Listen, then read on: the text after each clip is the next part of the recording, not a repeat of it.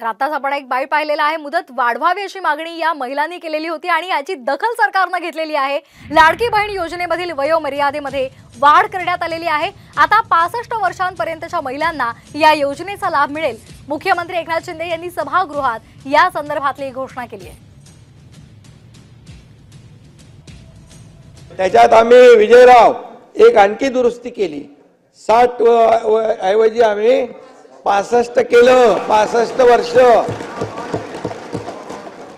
आणि जमिनीची अट जी आहे ती पण काढून टाकली।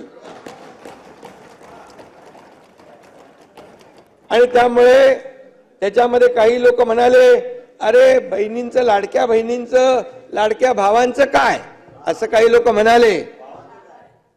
ज्यांना सख्खे भाऊ नाही समजले त्यांचं कसं काय व्हायचं। महाराष्ट्रातील सर्व बातम्यांचे विश्वासार्ह व्यासपीठ, सकाळच्या सर्व सोशल मीडिया प्लॅटफॉर्मला लाईक, फॉलो आणि सबस्क्राईब करा।